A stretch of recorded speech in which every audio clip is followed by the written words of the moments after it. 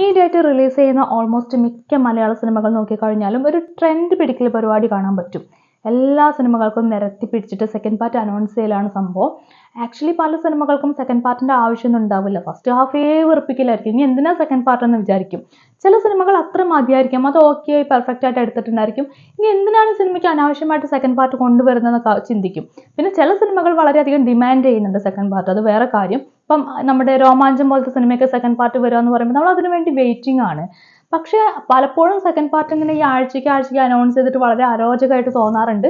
ഏതായാലും ഇന്ന് second part announce ചെയ്ത മറ്റൊരു മൂവി കൂടി കണ്ടു. ഹലോ മമ്മി എന്നാണ് പേര്. ഹാങ് ഓവർ ഫിലിംസിന്റെയും ARHS പ്രൊഡക്ഷൻസിന്റെയും ബാനറിൽ ജോമിൻ മാത്യു, ഐബിൻ തോമസ്, രാഹുൽ ES ഇവർ 3 പേരാണ് പ്രൊഡ്യൂസ് ചെയ്തിരിക്കുന്നത്.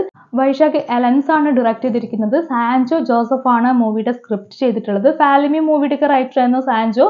ഏതായാലും ഫാലിമി പോലെ അങ്ങനെ ഒരു റിയലിസ്റ്റിക് ആയിട്ടുള്ള അല്ലെങ്കിൽ അത്രത്തോളം ഒരു കോമഡി പിടിച്ചിട്ടല്ല ഈ സിനിമ പോയിട്ടുള്ളത്. ഇത് കുറച്ചും കൂടി ഡിഫറെന്റ് ആയിട്ട് ഒരു വ്യത്യസ്തമായിട്ടുള്ള ജോണറിലാണ് ചെയ്തിട്ടുള്ളത്. മലയാളത്തിൽ വളരെയധികം റയർ ആയിട്ട് വരുന്ന ഹൊറർ കോമഡി മൂവിയാണ്. മലയാളത്തിൽ വളരെ കുറവായിട്ടുള്ള പരീക്ഷണം നടത്തിയിട്ടുള്ള സംഭവമാണ് ഹൊറർ കോമഡി ഒക്കെ. സോ ഈ ഒരു ജോണറിൽ സാൻജോ കൈവച്ചപ്പം വലിയ തരക്കേടിലാണ്ട് മൂവി കൊണ്ടുപോയിട്ടുണ്ട്. ഹൊററും കോമഡിയും അതുപോലെ തന്നെ ഫാന്റസി എല്ലാം പിടിച്ചിട്ടുണ്ട്. 13 വയസ്സിന് മുകളിലുള്ളവരെ പരിഗണിച്ചിട്ടാണ് ഈ സിനിമയ്ക്ക് സെൻസസ് സർട്ടിഫിക്കറ്റ് കൊടുത്തിട്ടുള്ളത്. പക്ഷെ ഞാൻ നോക്കുമ്പോൾ എൻ്റെ അടുത്തൊക്കെ ചെറിയ ചെറിയ കുഞ്ഞു മക്കൾ, 13 താഴെയുള്ള മക്കളൊക്കെ ഇരിക്കുന്നുണ്ടായിരുന്നു. ഏതായാലും ഈ സിനിമ അങ്ങനെ ഞാൻ പറഞ്ഞല്ലോ, സിനിമ കുഴപ്പമില്ലാണ്ട് ചെയ്തിട്ടുണ്ട് സാൻജോ. ആക്ച്വലി നമ്മുടെ ലോജിക്കൊക്കെ മാറ്റി വെച്ചിട്ട് കാണുകയാണെങ്കിൽ ഇത് നല്ല മൂവിയാണ്, കുഴപ്പമില്ലാണ്ട് കണ്ടിരിക്കാൻ പറ്റും. സിനിമയുടെ ഒരു കോർ കോണ്ടന്റ് എന്ന് വെച്ച് കഴിഞ്ഞാൽ അമ്മയുടെ സ്നേഹമാണ്.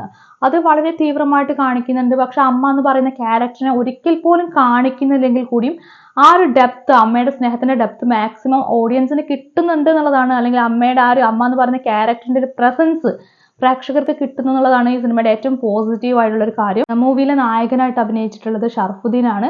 അതുപോലെ ഐശ്വര്യ ലക്ഷ്മിയാണ് നായികയായിട്ട് വന്നിട്ടുള്ളത്. ആക്ച്വലി ഈ ഷർഫുദ്ദീനെ സംബന്ധിച്ചിടത്തോളം ഇദ്ദേഹം വളരെയധികം കോമഡിയിൽ അപാര ടൈമിംഗ് ഉള്ള വ്യക്തിയാണ്. അത് ആദ്യത്തെ ഹാപ്പി വെഡിങ് എന്ന് പറയുന്ന ആ മൂവി തൊട്ടേ നമുക്കറിയാം. ഹാപ്പി വെഡിങ്ങിലൂടെ ഒക്കെ വന്നിട്ട് പ്രേക്ഷകരെ ചിരിപ്പിച്ച് അങ്ങ് പയറ്റി തെളിഞ്ഞ കക്ഷിയാണ് ഷർഫുദ്ദീൻ. സോ ആ ഒരു കോമഡി കൊടുത്തു കഴിഞ്ഞാലും ഷർഫുദ്ദീൻ അത് നന്നായിട്ട് ചെയ്യാൻ പറ്റും, ടൈമിങ് കറക്റ്റ് ആക്കാൻ പറ്റും, അത് വർക്കാവും. അതൊരു ബുദ്ധിമുട്ടുള്ള കാര്യമില്ല. പക്ഷെ ഇതിൽ കുറച്ച് ബുദ്ധിമുട്ടായിട്ട് എനിക്ക് പേഴ്സണലി ഫീൽ ചെയ്തിട്ടുള്ളത് ഐശ്വര്യ ലക്ഷ്മിയുടെ ക്യാരക്ടറാണ്. ഐശ്വര്യയുടെ ഒരു പ്രശ്നം എന്താണെന്ന് വെച്ചാൽ പുള്ളിക്കാരി എപ്പോഴും മസിൽ പിടിച്ചിട്ട് അഭിനയിക്കുക.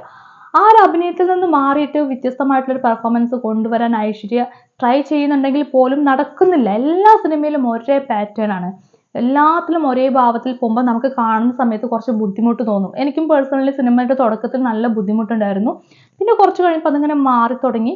അതുപോലെ തന്നെ ഐശ്വര്യയുടെ ഒരു ക്വാളിറ്റി എന്താണെന്ന് വെച്ച് കഴിഞ്ഞാൽ പുള്ളിക്കാരി എത്രയൊക്കെ ഈ മസിൽ പിടുത്തം നടത്തി കഴിഞ്ഞാലും ഇമോഷൻസ് വരുന്ന സമയത്ത്, ഇപ്പം പ്രത്യേകിച്ചും സംഘർഷം അതുപോലെ തന്നെ സങ്കടം കരച്ചിലൊക്കെ വരുന്ന സമയത്ത് മാക്സിമം എടുത്തങ്ങ് ചെയ്യും. അതുകൊണ്ട് പുള്ളിക്കാരിയുടെ ആ ഒരു ക്യാരക്ടർ കരയുന്ന സമയത്താണെങ്കിൽ പോലും നമുക്ക് ആ ഒരു ഫീല് കിട്ടും, കണക്ട് ചെയ്യാൻ പറ്റും, അല്ലെങ്കിൽ ആ ഒരു പെയിൻ എന്താണെന്ന് കൃത്യമായിട്ട് മനസ്സിലാക്കാൻ പറ്റും. ഈ സിനിമയ്ക്കകത്തും കരച്ചിലും കാര്യങ്ങളൊക്കെ വരുന്ന സമയത്തും എനിക്കിത് കൃത്യമായിട്ട് റിലേറ്റ് ചെയ്യാൻ പറ്റുന്നുണ്ട്. അത് അവരുടെ അഭിനയത്തിന്റെ ഏറ്റവും വലിയ ക്വാളിറ്റി ആയിട്ട് എനിക്ക് എല്ലാ സിനിമകളിലും തോന്നാറുണ്ട്. ഈ സിനിമയിൽ മാത്രമല്ല, ആക്ച്വലി വർത്തൻ സിനിമയ്ക്ക് ശേഷമാണ് ഷർഫുദ്ദീനും ഐശ്വര്യ ലക്ഷ്മിയും ഒരുമിച്ച് അഭിനയിക്കുന്നത്.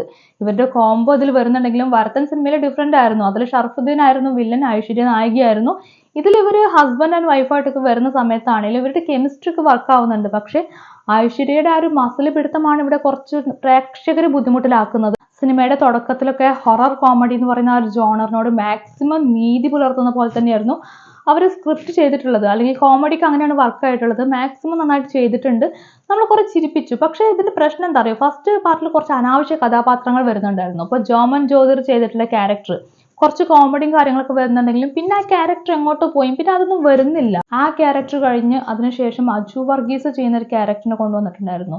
ആക്ച്വലി ഈ ഒരു മൂവിക്കകത്ത് വളരെ അനാവശ്യമായിട്ടുള്ളൊരു ക്യാരക്ടറായിരുന്നു അജു വർഗീസ് ചെയ്തിട്ടുള്ളത്.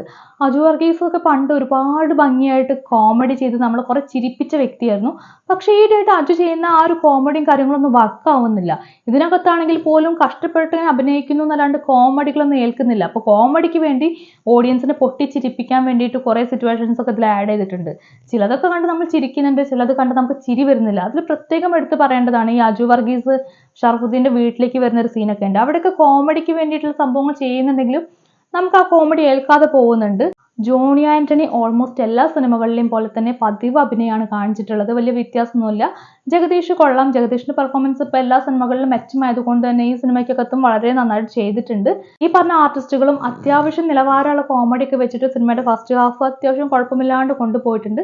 സെക്കൻഡ് പാർട്ട് എത്തിയപ്പോഴുള്ള പ്രശ്നം എന്താണെന്ന് വെച്ചാൽ ഫസ്റ്റ് ഹാഫിലുള്ള ആ ഒരു കോമഡിയും കാര്യങ്ങളും പിന്നീട് റിപ്പീറ്റ് ചെയ്യുന്നുണ്ട്. ആവർത്തന വിരസത തമാശയിൽ കുറെ കൊണ്ടുവന്നിട്ടുണ്ട്. ഒരു ഹൊറർ പശ്ചാത്തലം വെച്ചിട്ട് പുതിയ വിഷയങ്ങൾ കൊണ്ടുവരാനില്ല, പുതിയ തമാശകൾ കൊണ്ടുവരാനില്ല എന്നുള്ളതുപോലെ പറഞ്ഞ തമാശകൾ, കാണിച്ച തമാശകൾ തന്നെ കഥാപാത്രങ്ങളെ മാറ്റി മാറ്റി കാണിക്കുമ്പോൾ അത് വളരെ ആവർത്തന വിരസത തരുന്ന കാര്യമായിരുന്നു. പിന്നെ സിനിമ അങ്ങനെ തമാശയായിട്ട് പോകുന്നെങ്കിലും ക്ലൈമാക്സ് അടുക്കുന്നതോടെ സിനിമയുടെ ആ ഒരു മൊത്തം മൂഡ് മാറി, തമാശ മാറി വളരെ സീരിയസ് ആയിട്ടുള്ള കാര്യത്തിലേക്ക് വരുവാണ്. ഇതിനകത്ത് ഏറ്റവും അടിപൊളിയായിട്ടുള്ള സ്ക്രീൻ പ്രസൻസ് കൊടുത്തിട്ടുള്ള ആക്ടറാണ് സണ്ണി ഹിന്ദുജ.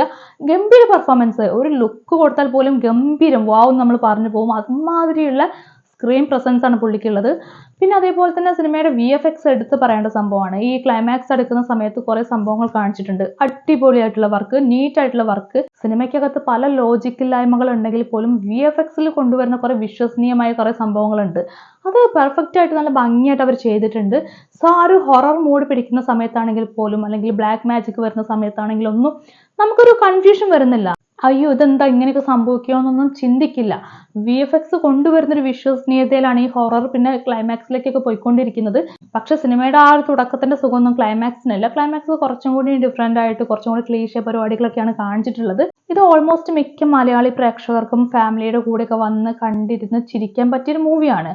അപ്പൊ ഇത് അവർ വൃത്തിക്ക് ചെയ്തിട്ടുണ്ട്, ഭംഗിയായി ചെയ്തിട്ടുണ്ട്. കുറച്ച് പ്രശ്നങ്ങൾ ഉണ്ടെങ്കിലും ആവർത്തന വിരസത ഉണ്ടെങ്കിലും അതൊന്നും സിനിമ കാണുന്ന പ്രേക്ഷകരെ ബാധിക്കില്ല. വൃത്തിക്ക് തന്നെയാണ് ചെയ്തിട്ടുള്ളത്. സോ ഹൊറർ കോമഡി ജോണർ എടുത്ത് നോക്കുകയാണെങ്കിൽ കാണാൻ കൊള്ളാവുന്ന മലയാള സിനിമകളുടെ കൂട്ടത്തിലേക്ക് പ്ലേസ് ചെയ്യാൻ പറ്റിയ സിനിമ തന്നെയാണ് ഹലോ മമ്മി.